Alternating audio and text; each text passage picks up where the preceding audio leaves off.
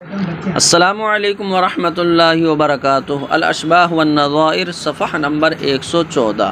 بسم اللہ الرحمن الرحیم۔ احکام العقود، عقود کے احکام۔ عقد کا معنی آتا گرہ لگانا، ٹھیک ہے۔ تو اب اس میں دو طرف سے گرہ لگتی ہے، مطلب متصل ہونا ایک دوسرے کا، ٹھیک ہے۔ تو اس کا مطلب دو شخص چاہیے عقد کے لیے۔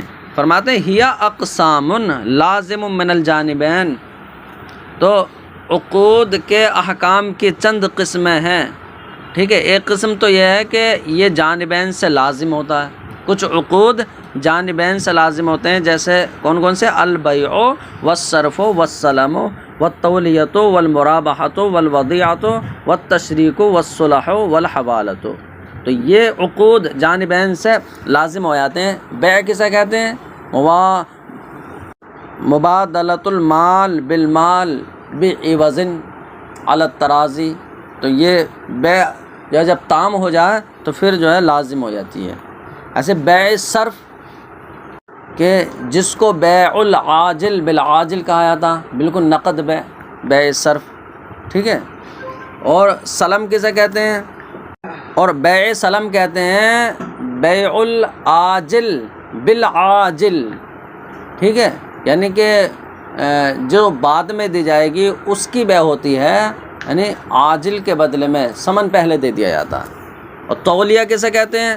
تو جتنے میں سامان خریدا اتنے میں ہی جو ہے دوسرے کو دے دینا، یہ تولیہ ہے۔ مرابحہ کہتے ہیں کہ کچھ فائدے کے ساتھ جو ہے بیچنا، اور ودیعہ کہتے ہیں کہ جتنے میں لی اس سے کچھ کم کر کے بیچنا۔ والتشریک، اور تشریک کہتے ہیں کہ جب کوئی انسان یعنی کوئی چیز خریدے اور دوسرے سے کہے کہ میں نے آپ کو اس میں شریک کر لیا ہے، تو یہ جائز ہے، یعنی یہ شریک کرنا ہے، شرکت۔ اور صلح کرنا کہ جیسے کسی پر جو ہے 500 روپے آ رہے ہیں، اب وہ 500 روپے دے نہیں پا رہا ہے، تو اب صلح کر لی کہ چلو ایسا کرو کہ آپ 300 روپے دے دو، بات ختم کرو۔ تو یہ صلح کر لینا کسی متعین مقدار پر۔ اور حوالہ کسے کہتے ہیں؟ کہ دین کو ایک قبضے سے دوسرے قبضے کی طرف منتقل کر دینا، کہ جیسے کسی پر 1000 روپے آئیں اور اس کے آپ پر آئیں تو آپ کہہ دینا کہ فلاں سے پیسے لے لینا، اس پر میرے آ رہے ہیں، تو یہ حوالہ ہے۔ فرماتے ہیں الا فی مسئلتین، سوائے دو مسئلوں کے کہ جن کو ہم نے فوائد میں ذکر کر دیا ہے۔ منہا والاجارۃ، فرماتے ہیں اور جانبین سے جو عقود لازم ہوتے ہیں ان میں سے جو ہے اجارہ بھی ہے، ٹھیک ہے۔ الا فی مسئلتن، لیکن ایک مسئلہ ایسا ہے کہ جس کو ہم نے فوائد میں ذکر کیا ہے کہ وہاں پر اجارہ جو ہے وہ لازم نہیں ہوتا ہے۔ ومنہا والہبۃ بعد القبض، اب دیکھو ہبہ ہے تو ہبہ قبل قبضہ تام نہیں ہوتا ہے، جب تک قبضہ نہ ہو جائے، ٹھیک ہے۔ تو ہبہ قبضے کے بعد وہ لازم ہو جاتا ہے، ٹھیک ہے۔ فرماتے ہیں ووجود مانع من الموانع السبعۃ، اور 7 موانع رجوع میں سے کسی مانع کے پائے جانے کے بعد ہبہ پھر لازم ہی ہو جاتا ہے۔ تو ہبہ میں رجوع کرنے سے 7 چیزیں مانع ہوتی ہیں جن کو باہر شریعت میں جو ہے گنایا گیا ہے۔ تو کیا ہے وہ؟ ایک تو زیادت متصلہ پہلی چیز ہے کہ مثلا واہب نے کوئی چیز ہبہ کی، اب اس میں جو ہے وہ زیادتی ہو گئی۔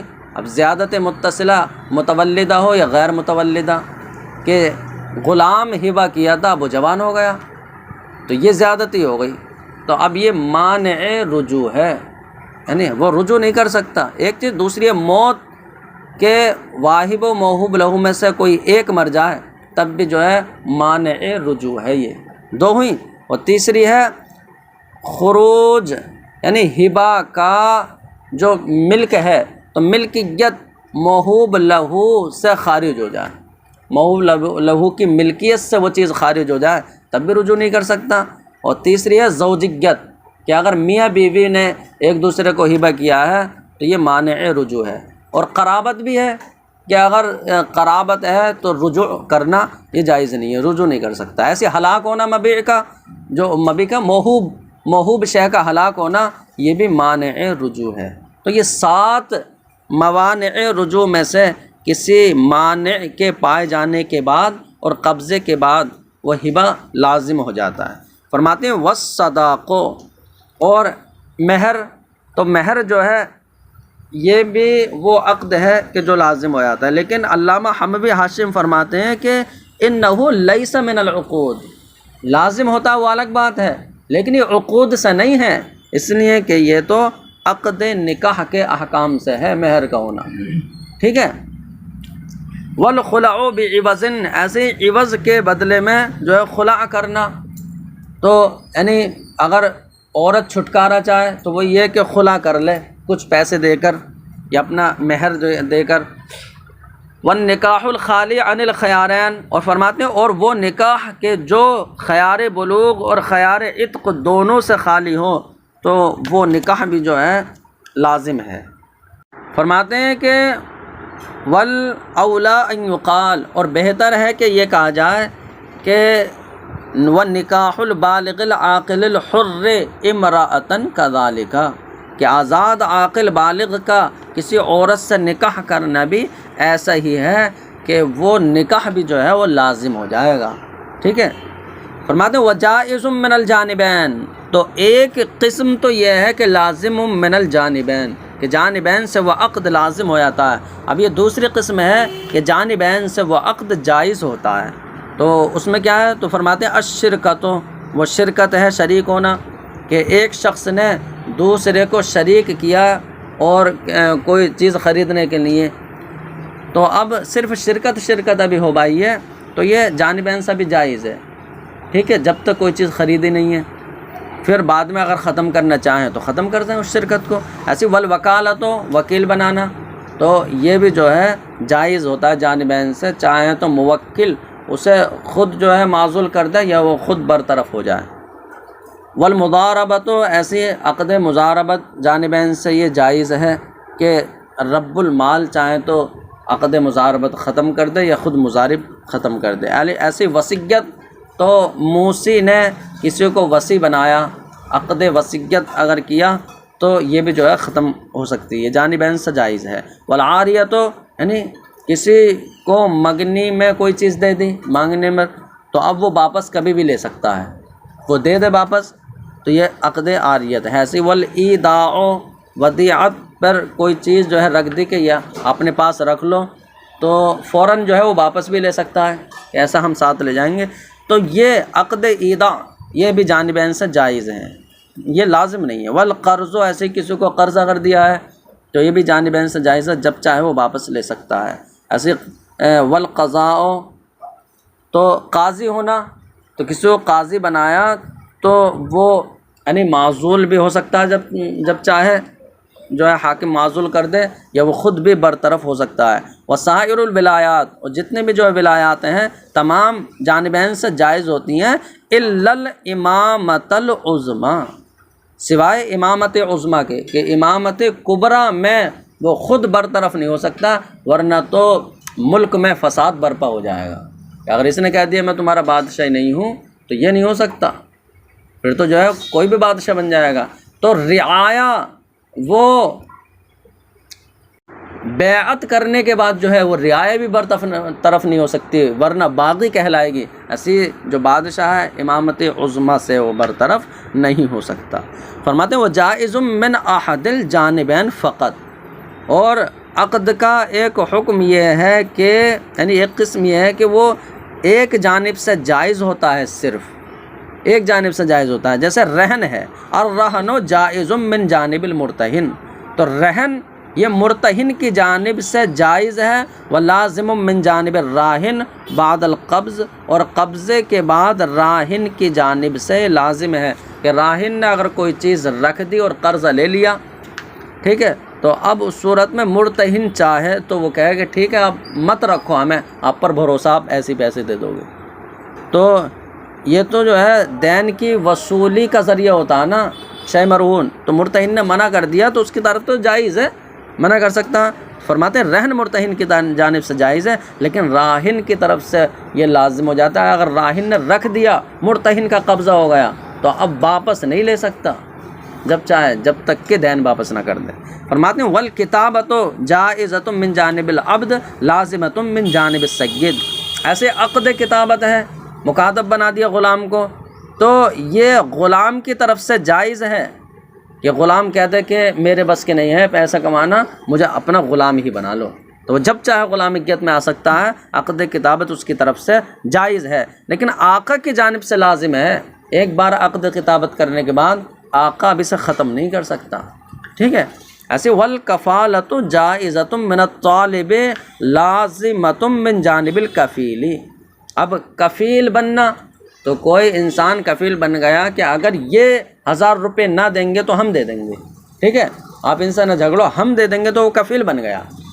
تو اب جو مطالبہ کرنے والا ہے، تو مطالبہ کرنے والا اس کفیل سے طلب کر سکتا ہے، اس کی طرف سے تو جائز ہے، چاہے وہ اس سے مطالبہ کرے یا نہ کرے، لیکن اس کفیل کی جانب سے یہ کفالت لازم ہو جاتی ہے کہ اگر وہ مطالبہ کرنے لگا تو یہ منع نہیں کر سکتا، یہ خود کفالت سے برطرف ہو کہ میں کفیل نہیں ہے، تو ایسا نہیں ہو سکتا، کفیل بن گیا ایک بار تو کفیل رہے گا۔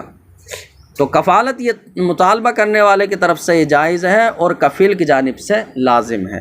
وعقد الامان جائز من قبل الحربی لازم من جانب المسلم، اب دیکھو کہ اگر حربی، تو جیسو دیکھو کہ دارالاسلام میں کوئی حربی آیا، اب اس نے امان طلب کی، مسلمان نے امان دے دی، تو مسلمان کی طرف سے جو یہ امان اسے دی گئی ہے یہ لازم ہے، یہ عقد امان لازم ہے۔ اب مسلمان جو ہے ایسا نہیں کہ بعد میں اسے قتل کر دے، عقد امان اسے مل گیا ہے، لیکن حربی کی طرف سے جو یہ جائز ہے، حربی چاہے تو اپنا عقد امان خود ختم کر سکتا ہے کہ میرے لیے اب امان نہیں ہے۔ وہی فرماتے ہیں عقد امان یہ حربی کی جانب سے جائز ہے اور مسلمان کی جانب سے لازم ہے۔ تنبیہ من الجائز من الجانبین تولیۃ القضاء فللسلطان عزلہ ولو بلا جناحۃ کما فی الخلاصہ ولہ عزل نفسہ، اب فرماتے ہیں کہ جانبین سے جائز ہے، یعنی دونوں طرف سے جائز ہے، وہ کیا ہے کہ قضا کا متولی ہونا، قضا کا والی ہونا، تو منصب قضا پر فائز ہونا، تو بادشاہ بھی اس کو جو ہے معزول کر سکتا ہے اور یہ خود بھی معزول ہو سکتا ہے، کیونکہ دونوں جانب سے جائز ہے۔ فرماتے ہیں فللسلطان عزلہ، تو بادشاہ کے لیے جائز ہے کہ وہ اس کو معزول کر دیں، ولو بلا جناحۃ، اگر سے بغیر کسی جنایت کے ہو، جیسے کہ خلاصہ میں وَلَهُ عَزْلُ نَفْسِهِ، اور اس کے لیے اختیار ہے اپنا آپ کو معزول کرنے کا۔ وَأَمَّا الْوِلَایَةُ عَلَى مَالِ الْيَتِيمِ بِالْوَصَایَةِ فَإِنْ كَانَ وَصِيَ الْمَيِّتُ فَهِيَ لَازِمَةٌ بَعْدَ مَوْتِ الْمُوصِي فَلَا يَمْلِكُ الْقَاضِي عَزْلَهُ إِلَّا بِجِنَایَةٍ أَوْ عَجْزٍ ظَاهِرٍ، ٹھیک ہے۔ فرماتے ہیں کہ موصی نے کسی کو یتیم بچے کے لیے جو ہے یتیم بچے کی پرورش کے لیے وصیت کی، تو اب جو یتیم بچے پر، یتیم کے مال پر جو وصیت کی ولایت ہوگی، وصیت کے ذریعے جو ولایت ہوگی موسیٰ لہو کو، تو اب وہ برطرف خود بھی نہیں ہو سکتا اور قاضی بھی اسے معزول نہیں کر سکتا جب تک کہ جنایت یا اس کی طرف سے عجز نہ پایا جائے۔ تو یہ ایسا ہے کہ ولایت جو ہے وہ لازم ہے دونوں طرف سے۔ فرماتے ہیں کہ وصیت کے ذریعے یتیم کے مال پر ولایت، فَإِنْ كَانَ وَصِيَ الْمَيِّتُ، تو اگر میت نے وصیت کی ہے تو یہ لازم ہو جائے گی موصی کے مرنے کے بعد۔ فَلَا يَمْلِكُ الْقَاضِي عَزْلَهُ، تو قاضی اس کو معزول کرنے کا اختیار نہیں رکھتا ہے مگر کسی جنایت یا ظاہری عجز کی وجہ سے، پھر معزول کر سکتا ہے اگر کوئی جنایت ہو جائے۔ وَمِنَ الْجَانِبِ الْوَصِي، اور وصی کی جانب سے، جو وصی جس کو جو ہے یہ ذمہ داری سونپی ہے، فرماتے ہیں وصی کی جانب سے بھی یہ لازم ہو جاتا ہے، یعنی اوپر سے تعلق ہے لازمۃ بعد موت الموصی لازمۃ من جانب الوصی، اور وصی کی جانب سے بھی یہ لازم ہو جاتا ہے فلا یملک الوصی عزل نفسہ، تو وصی وہ اپنے آپ کو معزول کرنے کا اختیار نہیں رکھتا ہے، سوائے دو مسئلوں کے کہ جن کو ہم نے فوائد کے کتاب الوصایا میں ذکر کر دیا ہے۔ وَإِنْ كَانَ وَصِيَ الْقَاضِي فَلَا، ٹھیک ہے. اور فرماتے ہیں اور قاضی نے اس کو وصی بنایا ہے، وہی فرماتے ہیں کہ قاضی نے اگر اس کو وصی بنایا ہے تب قاضی معزول کر سکتا ہے، یہ خود معزول نہیں ہو سکتا. ہاں قاضی اگر سامنے موجود ہے اور اس نے اپنے آپ کو برطرف کر لیا، قاضی نے کچھ نہیں کہا، تو یہ مانا جائے گا کہ قاضی نے ہی معزول کر دیا، وہ راضی ہے. فرماتے ہیں فَإِنْ كَانَ وَصِيَ الْقَاضِي، تو اگر قاضی نے وصی بنایا ہے فلا، تو تب بھی جو ہے یہ اپنے آپ کو معزول نہیں کر سکتا خود سے. لِأَنَّ لِلْقَاضِي عَزْلَهُ، اس لیے کہ قاضی کے لیے اب اس کو معزول کرنے کا اختیار ہے، جیسے کہ قنیہ میں ہے وَلَهُ عَزْلُ نَفْسِهِ بِحَضْرَةِ الْقَاضِي، ہاں قاضی کی موجودگی میں یہ اپنے آپ کو معزول کر سکتا ہے، اس کے لیے اختیار ہے. وَقَدْ ذَكَرْنَا التَّوْلِيَةَ عَلَى الْأَوْقَافِ فِي وَقْفِ الْفَوَائِدِ، اور فرماتے ہیں کہ شے وقف پر کسی کو متولی کرنا، کسی کو متولی بنانا، تو اس کا ذکر ہم نے فوائد کے کتاب الوقف میں کیا ہے. تقسیم، فرماتے ہیں فی العقود، عقود میں جو ہے یہ تقسیم ہے. عقود کی چند قسمیں ہیں کہ البیع نافذ و موقوف و لازم و غیر لازم و فاسد و باطل. تو یہ تو مصنف نے تقسیم کی ہے، لیکن علامہ حموی حاشم فرماتے ہیں کہ فی العبارت قصور، کہ عبارت میں کچھ کمی ہے، اور حق یہ کہ اس طرح کہا جائے کہ بیع کی چند قسمیں ہیں، صحیح، فاسد، باطل، مکروہ. اس طریقے سے کہا تھا. پھر جو صحیح ہے تو اس صحیح کی جو ہے وہ چند طرح صحیح نافذ بھی ہوتا ہے، اور صحیح موقوف بھی، لازم بھی، اور غیر لازم بھی. تو یہ صحیح کی 4 قسمیں ہیں. ٹھیک ہے، تو اس طریقے سے جو ہے کہا جاتا. تو بیع جائز ہونے کے اعتبار سے جو ہے یہ بیع نافذ بھی ہوتی ہے. ٹھیک ہے، بیع نافذ، تو بیع نافذ وہ لازم ہوتی ہے. دیکھو یہ لازم کوئی الگ سے نہیں ہے. البیع نافذ، تو نافذ جو ہے وہ لازم بھی ہوتی ہے اور غیر لازم بھی. تو بیع نافذ اور لازم ہو تو وہ ہے کہ جو اپنے شرائط و ارکان کے اعتبار سے بالکل درست ہو. ٹھیک ہے، کسی کا کوئی اختیار باقی نہ ہو، تو وہ نافذ بھی ہے اور لازم بھی ہے. ٹھیک ہے، اور وہ کہ جو نافذ ہے لیکن غیر لازم ہے، یعنی لازم نہیں، تو وہ ہے کہ جو اپنے اصل اور خارج کے اعتبار سے درست ہے لیکن کسی کا اختیار ہے. جیسے بے دیکھے کوئی چیز خریدی تو اختیار ہے جب دیکھی. ٹھیک ہے، تو یہ بیع نافذ تو ہے، البتہ غیر لازم ہے، جس میں خیار رویت وغیرہ ہوتا ہے. ٹھیک ہے، تو بیع نافذ 2 طرح کی ہو گئی، لازم اور غیر لازم. اب بیچ میں کیا بچا؟ موقوف. تو بیع موقوف وہ بیع ہے کہ جس میں مبیع سے کسی کا حق متعلق ہو. جیسے نابالغ نے کوئی چیز بیچ دی تو باپ کی اجازت کے بغیر کیسے بیچ سکتا ہے؟ تو یہ باپ کا حق متعلق ہے، باپ اگر اجازت دے گا تو نہ ہوگی وہ، ورنہ اجازت پر موقوف ہے وہ. تو یہ بیع موقوف ہے. ٹھیک ہے، فرماتے ہیں وَفَاسِدٌ وَبَاطِلٌ. اب انہوں نے ایک چھوڑ دیا مکروہ، جو نیچے دے رہے ہیں کہ میں صحیح کی تو یہ قسم ہو گئی، اب جو ہے فاسد ہے، باطل ہے، اور ایک مکروہ بھی ہے. تو مکروہ کو جو ہے انہوں نے چھوڑ دیا. ٹھیک ہے، بیع باطل کسے کہتے ہیں؟ تو جس کی ذات اور اصل میں یہ خرابی ہو. جیسے خنزیر کی بیع کرے تو یہ جو ہے مال ہی نہیں ہے، تو بیع باطل کہلائے گی. ٹھیک ہے، اور بیع فاسد تو جس کی ذات میں تو کوئی خرابی نہ ہو لیکن دوسری وجہ سے کوئی خرابی آ جائے، جیسے کہ کوئی شرط لگا دے جو مقتضائے عقد کے خلاف ہو. ایسی شرط لگا دینا کہ میں چیز بیچ تو رہا ہوں آپ کو لیکن مبھی میں آپ کو 15 دن بعد دوں گا. تو ایسی شرط لگانا یہ بیع کو فاسد کر دے گا، بیع فاسد. ٹھیک ہے، اب ایک قسم بچی بیع مکروہ. وہ بیع ہے جو اپنے اصل و ذات کے اعتبار سے تو صحیح ہے لیکن کسی خارجی سبب کی وجہ سے وہ ناپسندیدہ ہو جاتی ہے. جیسے بیع کرنا وہ فی نفسی صحیح ہے لیکن مسجد میں بیع کرنا، مسجد میں، یہ بیع کو مکروہ کر دے گا. یا اذان جمعہ کے بعد خرید و فروخت کرنا. ٹھیک ہے، فرماتے ہیں وَضَبْطُ الْمَوْقُوفِ فِي الْخُلَاصَةِ فِي 15. اور بیع موقوف کو ضبط کیا گیا ہے خلاصہ میں 15 مسائل میں. وَزِدْتُ عَلَيْهَا 8، اور میں نے اس پر 8 کی زیادتی کی ہے. فرماتے ہیں تکمیل. اب باطل اور فاسد 2 طرح کی بیع ہوئی. بیع باطل کہ جو اپنے اصل کے لحاظ سے ہی جو ہے باطل ہے، فاسد جو کسی شرط جو مقتضائے عقد کے خلاف ہے اس کی وجہ سے فساد بے میں آ جاتا ہے۔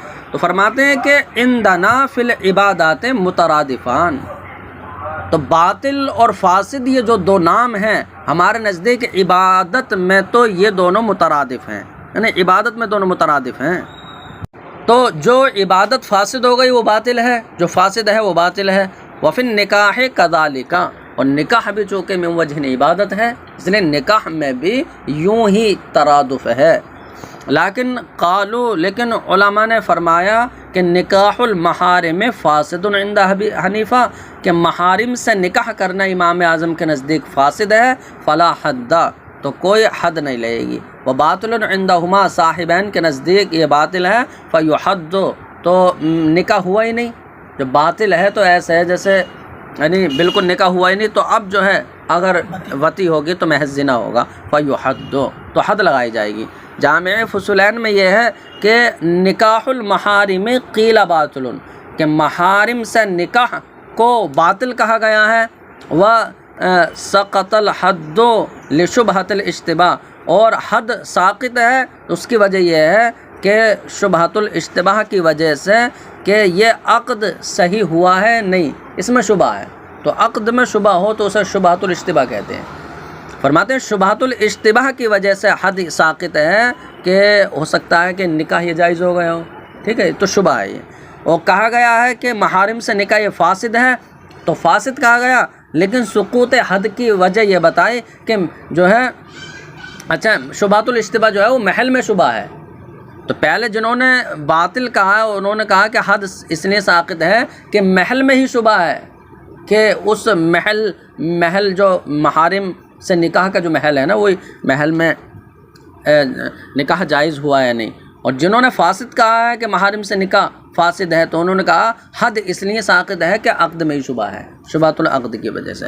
واما فی البیع، رہا بیع میں فاسد و باطل تو یہ دونوں الگ الگ ہیں۔ فباطلہ ما لا یکون مشروعا باصلہ ووصفہ، تو فرماتے ہیں بیع میں باطل وہ ہوگی کہ جو اپنے اصل و وصف کے اعتبار سے مشروع نہ ہو، وفاسد ہو، اور بیع فاسد وہ ہے کہ جو اپنے اصل کے لحاظ سے تو مشروع ہو البتہ وصف کے لحاظ سے جو ہے وہ مشروع نہ ہو، جیسے کہ وہی شرط لگا دینا، شرط فاسد۔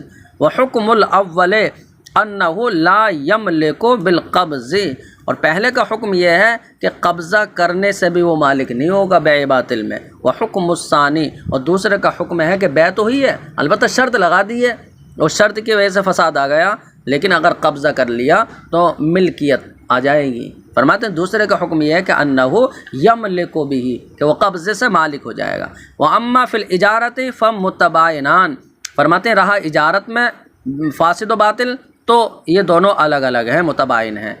علماء نے فرمایا کہ لا یجب الاجر فی الباطلہ، کہ اجارہ باطلہ میں اجرت واجب نہیں ہوگی۔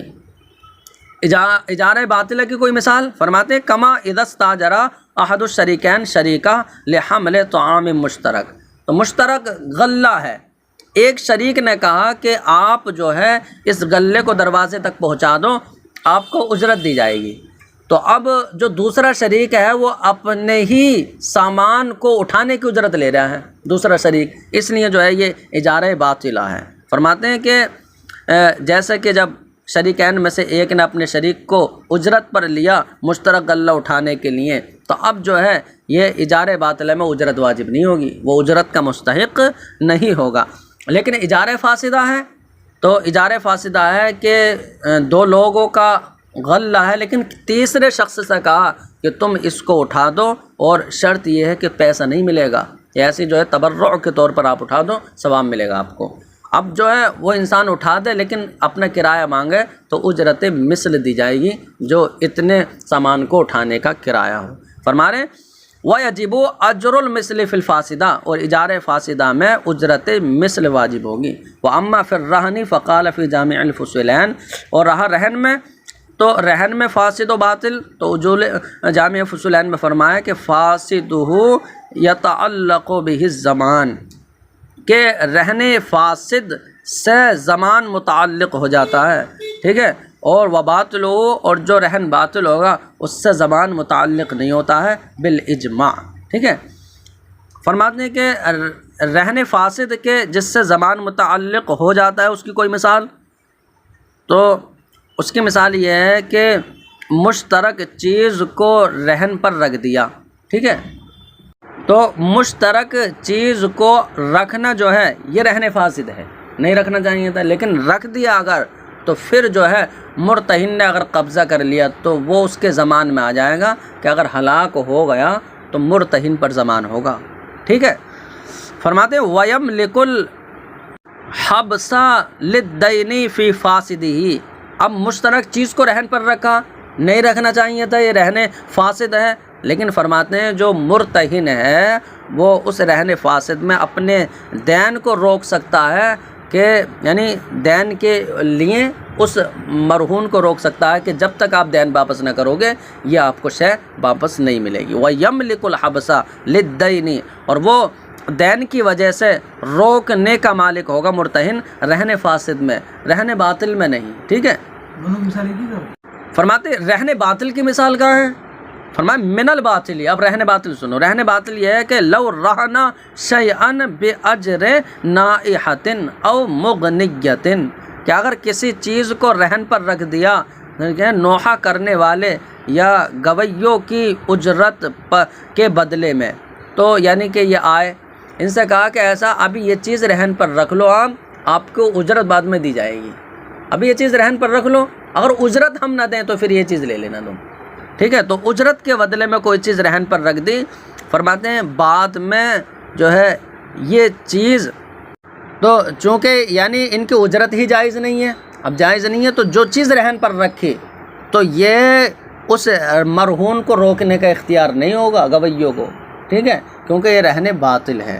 فرماتے ہیں کہ یعنی اگر کوئی چیز رہن پر رکھی نوحہ کرنے والی یا گویوں کی اجرت کے بدلے میں تو پھر جو ہے یہ رہن باطل ہے، اسے یہ روک نہیں سکتے جب یعنی اجرت اگر نہ ملے۔ وَأَمَّا فِي الصُّلَحِ، فرماتے ہیں وَأَمَّا فِي الصُّلَحِ، رہا صلح میں تو فاسد و باطل، فرماتے ہیں فَقَالُوا مِنَ الْفَاسِدِ الصُّلَحُ عَلَىٰ إِنْكَارٍ بَعْدَ دَعْوَىٰ فَاسِدَةٍ، تو صلح کے بارے میں علماء نے فرمایا من الفاسد، کہ فاسد صلح یہ ہے کہ الصلح علی انکار، کہ فاسد دعوے کے بعد انکار پر صلح کرنا، کہ کسی نے کہا کہ اس شخص پر جو ہے میرے 1000 روپے آ رہے ہیں، 1000 روپے آ نہیں رہے تھے، فاسد دعویٰ ہے، تو فاسد دعوے کے بعد اب وہ شخص منکر ہو، وہ انکار کرے کہ نہیں آ رہے ہیں، تو اب دونوں میں جھگڑا ہو تو یہاں پر صلح کرا دینا کہ ایسا کرو کہ معاملہ ختم کرو، تم 400-500 روپے نے دے دو، ٹھیک ہے۔ تو فاسد دعوے کے بعد انکار پر صلح کرانا یہ صلح فاسد ہے، کہ جب آ نہیں رہا تو پھر دلوایا کیوں جا رہا ہے، کس بات کی صلح ہے یہ، تو یہ صلح فاسد ہے۔ والصلح الباطل الصلح عن الکفالۃ والشفعۃ وخیار العتق، فرماتے ہیں وہ صلح باطل یہ ہے کہ کفالت سے صلح کرنا، تو یہاں پر دیکھو صلح اس کی طرف سے صحیح نہیں ہوگی، صلح باطل ٹھہرے گی کہ جس کی جانب سے لازم ہو جاتا ہے، تو ہم سے دیکھتے ہیں کہ عقد کفالت کفیل کی جانب سے وہ لازم ہو جاتا ہے، وہ اپنے آپ کو برطرف نہیں کر سکتا۔ اب اگر اس پر صلح کرے کفیل، یہ کہے کہ ایسا ہے کہ میں آپ کو 200-400 روپے دے رہا ہوں، مجھ سے آپ مت مانگنا، ٹھیک ہے، عقد کفالت سے اپنے آپ کو جو ہے بری کر رہا ہوں، تو یہ کفالت سے صلح کرنا یہ صلح باطل ہوگا، ٹھیک ہے، اسے اختیار ہے، چاہے تو وہ اصیل سے مانگے یا کفیل سے مانگے۔ ایسے شفع سے صلح کرنا، تو شفع سے صلح کرنا یہ بھی صلح باطل ہے کہ شفیع کو اختیار ہے نا کہ وہ حق یعنی شفع اسے حاصل ہے کہ وہ مطالبہ کرے، تو اس کی طرف تو جائز ہے، چاہیں تو چھوڑ دے اور چاہیں تو یہ مطالبہ کرے، لیکن دوسرے کی طرف سے وہ لازم ہی ہے۔ تو فرماتے ہیں کہ اگر اس دوسرے والے نے یہ کہا کہ ایسا کرو کہ تم 200-400 روپے لے لو لیکن جو ہے حق شفع کو ختم کر دو، تو ایسا نہیں، یہ صلح باطل ہے۔ فرماتے ہیں شفع سے صلح کرنا یہ صلح باطل ہے۔ ایسے خیار عتق سے صلح کرنا کہ جو ہے باندی آزاد ہونے کے بعد جو ہے اسے اختیار ہے اپنے شوہر کے ساتھ رہے یا اپنے نفس کو اختیار کر لے، خیار عتق حاصل ہے، ٹھیک ہے، تو اس کی طرف سے تو جائز ہے، چاہے تو اپنے آپ کو اختیار کرے یا نہ کرے، لیکن دوسری طرف سے یہ جائز نہیں ہے۔ اب شوہر نے یہ کہا کہ ایسا ہے تم 2-4 ہزار روپے لے لو اور میرے نکاح میں رہو، ٹھیک ہے، یہ اگر کہا تو یہ صلح باطل ہے۔ وہ چاہے تو جو ہے اپنے آپ کو اختیاری کر سکتی ہے عورت. تو خیار عتق سے صلح کرنا یہ بھی صلح باطل ہے. اچھا وقسم المرأۃ، عورت کی باری سے صلح کرنا، ٹھیک ہے، کہ عورت کا اپنے باری کا اختیار ہے، چاہے تو اسے اپنی باری جو ہے وہ لے اور چاہے تو اسے وہ ساقط کر دے، دوسرے کو دے دے، اسے اختیار ہے. لیکن شوہر ایسے نہیں کہہ سکتا کہ تم یہ 200-400 یا 500 روپے پکڑو اور اپنی باری کا جو ہے مطالبہ مت کرنا. تو عورت کی باری سے صلح کرنا یہ بھی صلح باطل ہے. وخیار الشرط، اور خیار شرط سے اور خیار بلوغ سے صلح کرنا، ٹھیک ہے. تو اس کا یہ ہے کہ جس کو خیار شرط ہے یا جس نابالغہ کو بالغ ہونے کے بعد خیار بلوغ حاصل ہے، اس سے یہ کہا کہ آپ جو ہے اپنے خیار کو ساقط کر دو اور یہ 500 یا 400 روپے لے لو. تو یہ جو ہے اگر دے بھی دیا تو بعد میں رجوع کر سکتے ہیں. یہ فرماتے ہیں فَفِيهَا يَبْطُلُ الصُّلْحُ، تو ان تمام صورتوں میں صلح باطل ہے. وَيَرْجِعُ الدَّافِعُ بِمَا دَفَعَ، اور جو دینے والا ہے جس نے کچھ دے دیا ہے تو وہ رجوع کرے گا اس کا جو دے دیا، جیسا کہ جامع فصولین میں. وَأَمَّا فِي الْكَفَالَةِ فَقَالَ فِي جامع الفصولین اِذَا أَدَّى بِحُكْمِ كَفَالَةٍ فَاسِدَةٍ رَجَعَ بِمَا أَدَّى. اب دیکھو امانت کا کفیل بننا یہ باطل ہے، ٹھیک ہے. امانت کا کفیل بننا، کسی کے پاس امانت رکھی ہوئی ہے تو اب اگر امانت ختم ہو جائے، ضائع ہو جائے تو خود اس پر ضمان نہیں ہے.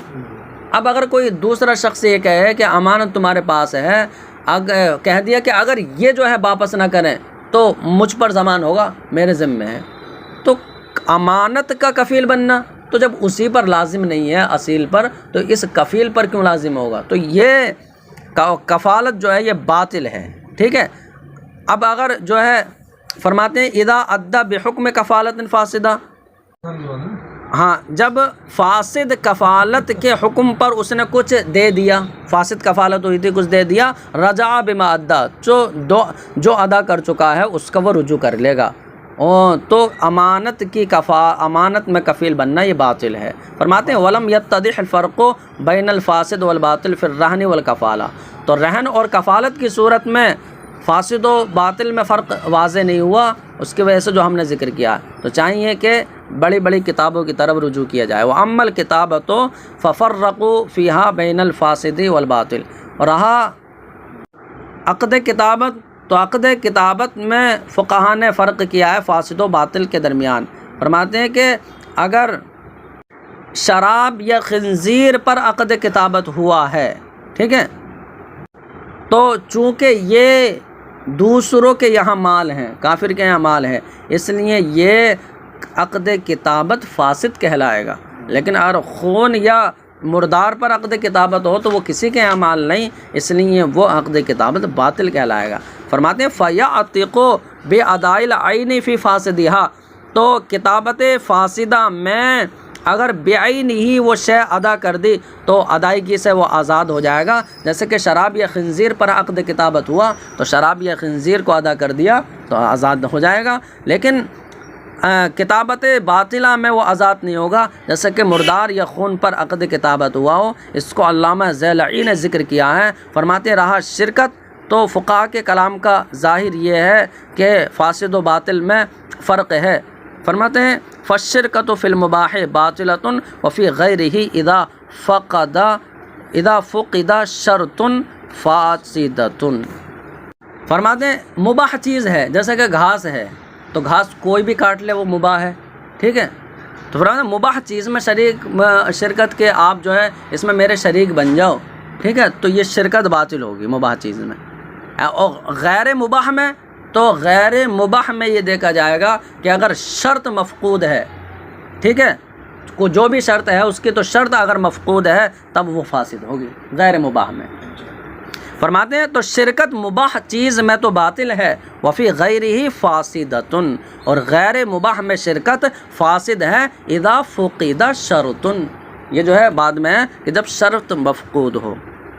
فائدہ الباطل والفاسد عند الشافعی کے مترادفان، تو امام شافعی کے نزدیک باطل و فاسد دونوں یعنی مترادف ہیں، سوائے عقد کتابت اور خلا اور عاریہ وکالت اور شرکہ اور قرض کے اور عبادات میں، حج میں، ٹھیک ہے. دونوں مترادف ہیں، وہ عبادات میں حج میں جو ہے دونوں ہاں مترادف نہیں ہے، اس کو علامہ سیوطی نے ذکر کیا ہے۔